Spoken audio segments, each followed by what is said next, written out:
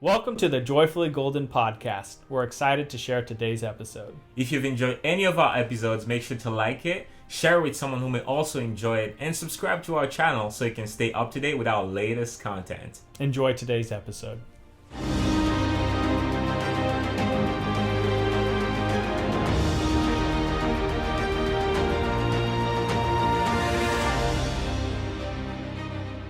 When we're out in public, when we're with friends, colleagues, when we're at work and school, we behave a certain way.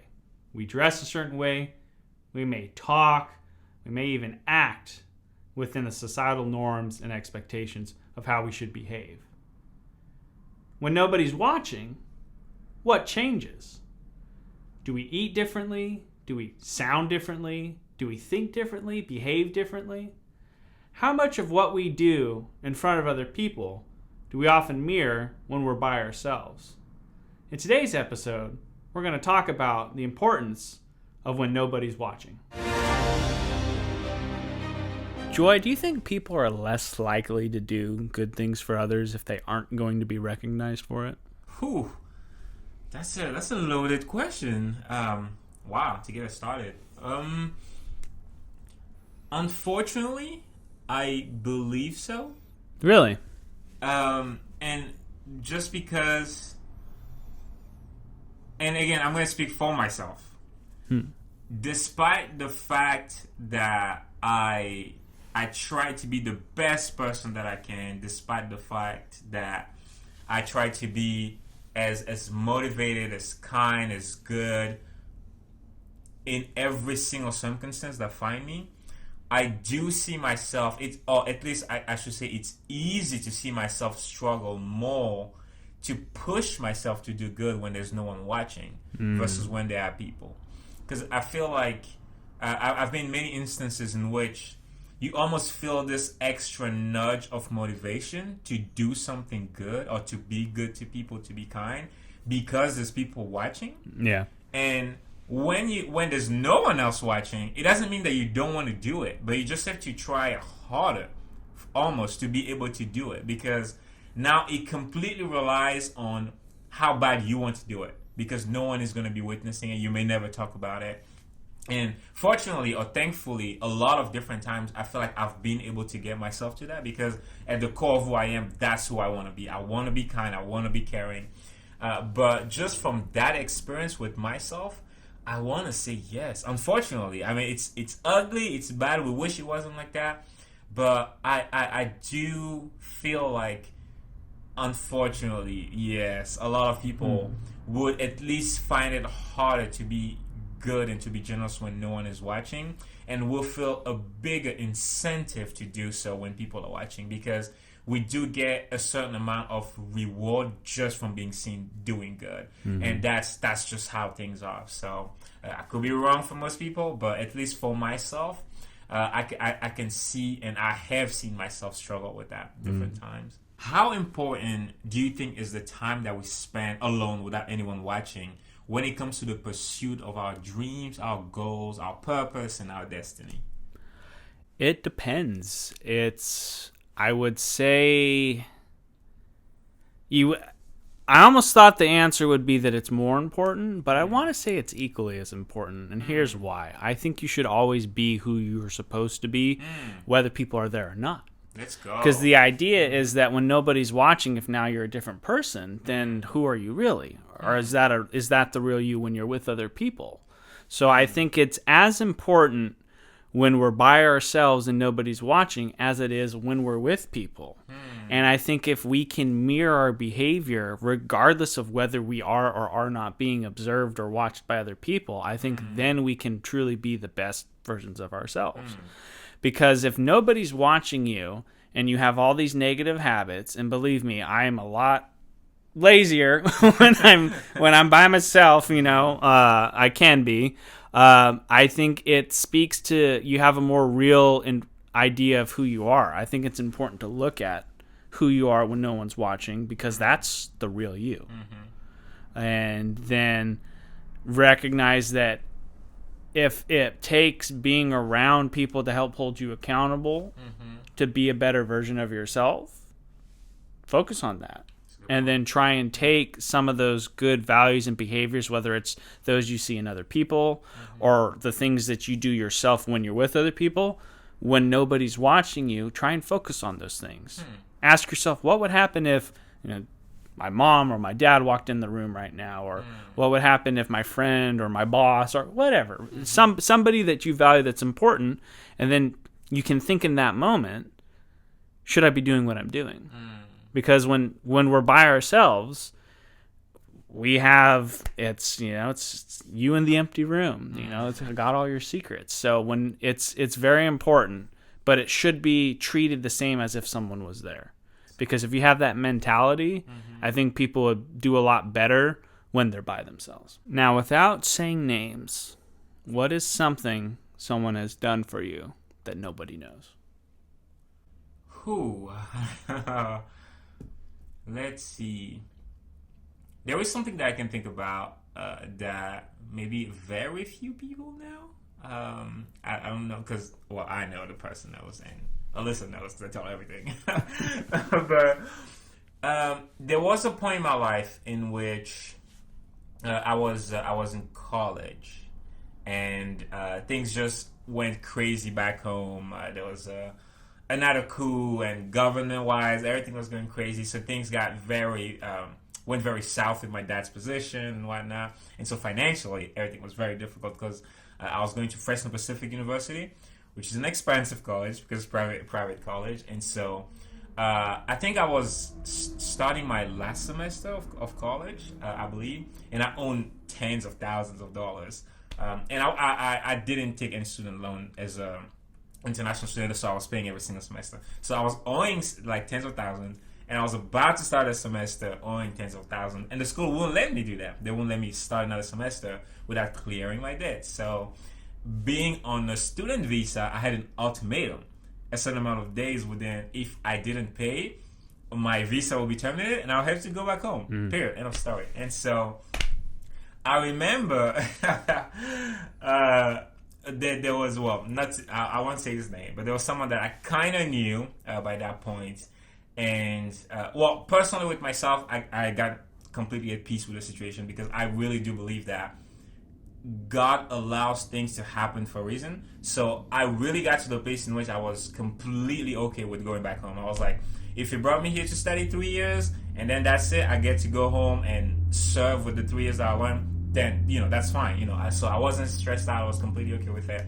But I was catching up with this person, and I was telling him just like that, the way we're talking, everything is going good, and I might be getting ready to go home because I can't pay for my fees and whatnot. And he could not believe that, first of all, I was that calm about it. And he just couldn't believe it. And so, long story short, he ended up finding out a little more about me, about what I wanted to do later on in my life and whatnot. And he ended up supporting me for the rest of my schooling, even after things got better back home.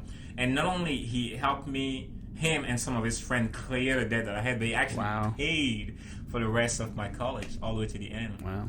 And it's something I don't know if he ever told anyone. I know he didn't want me to tell anyone, so he kind of stayed a secret in between the two of us. But that's a big story, I guess, which is one of the reasons why I'm still here today. And that's one example of something very significant that someone did for me, and that most people probably never know about. Well, not they know about, but they will never know his name. On your journey towards your dreams, your goals, and the purpose that you called for, what is one challenge you often find yourself facing when no one is watching, when you're alone? My challenge would be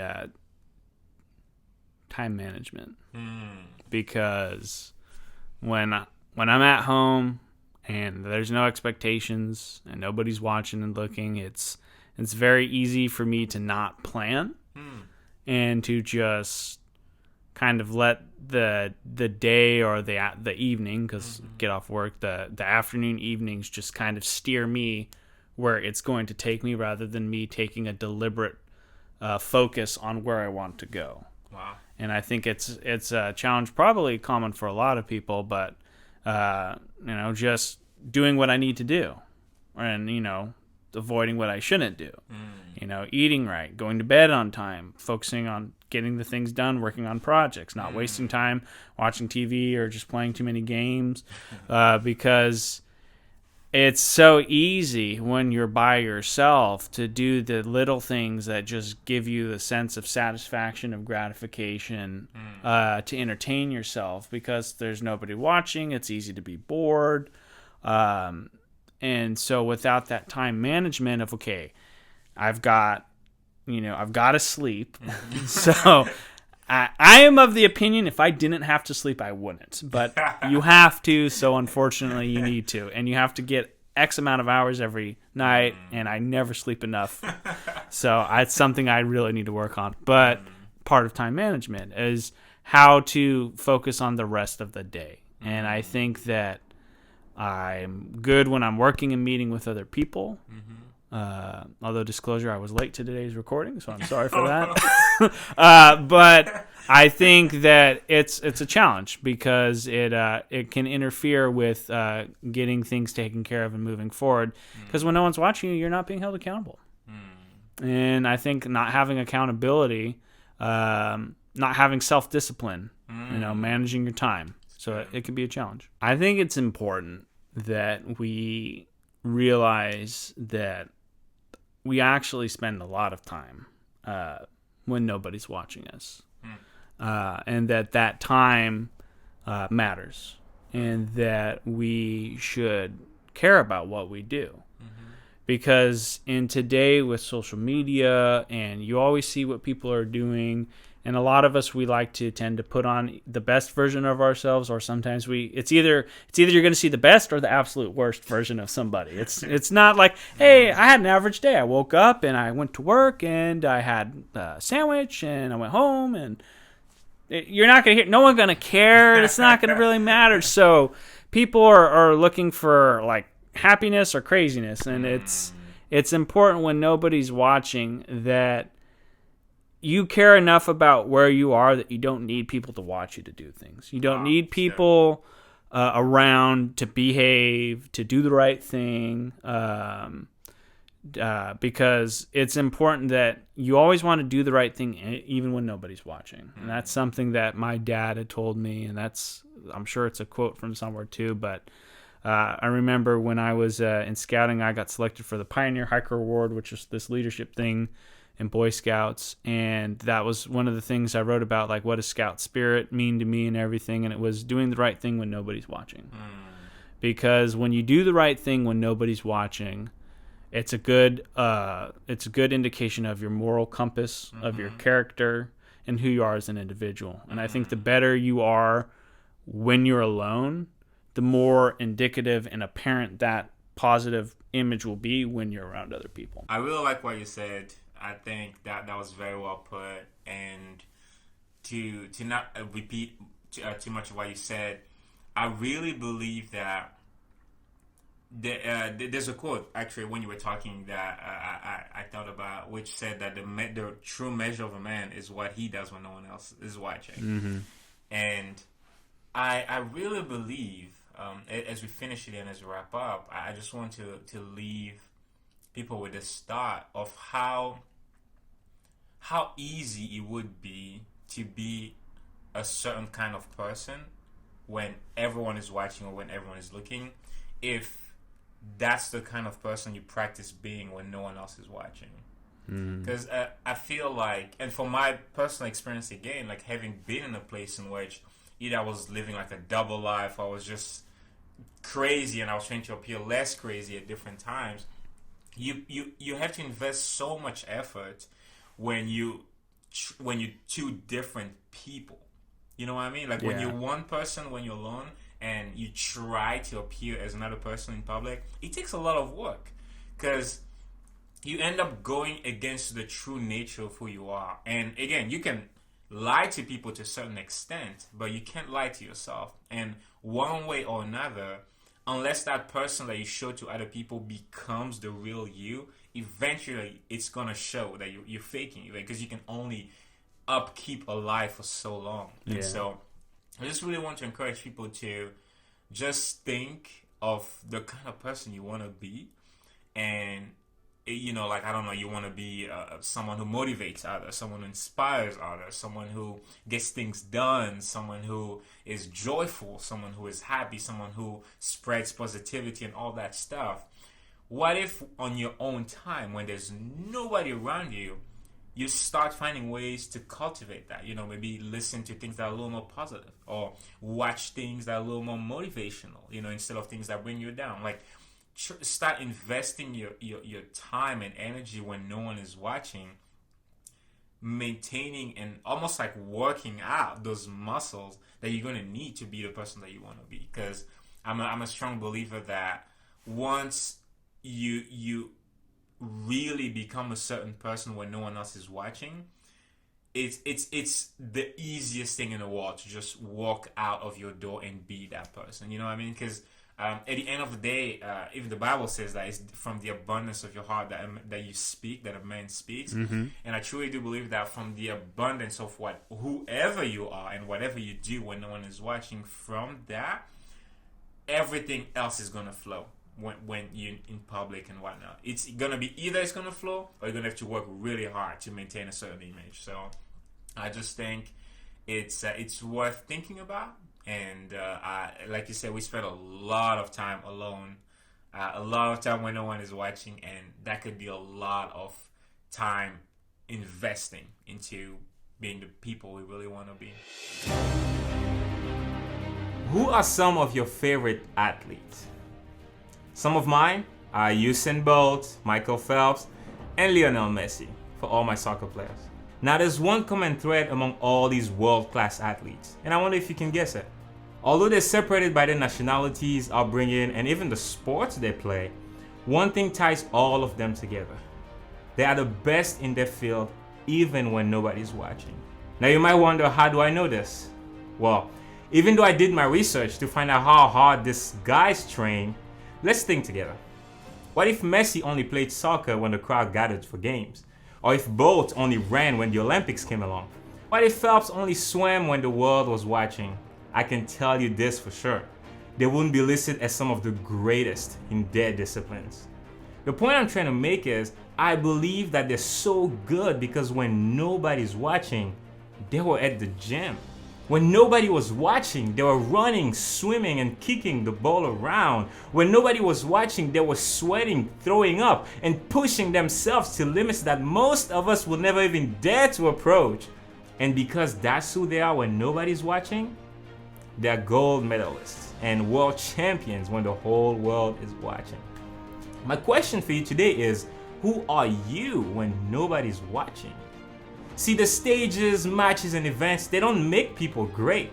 They're simply opportunities that reveal their greatness. Opportunities that reveal who they've been when nobody was watching. I know I'm only talking about sports, but I hope you can see how this applies to any field and aspect of our lives. The world awaits for you to manifest your greatness in your field of calling. So start cultivating it now, when you're alone, when no one is watching. So that when the time comes and the stage is set and the opportunity of a lifetime presents itself, the reveal can be one that the world will remember for generations to come.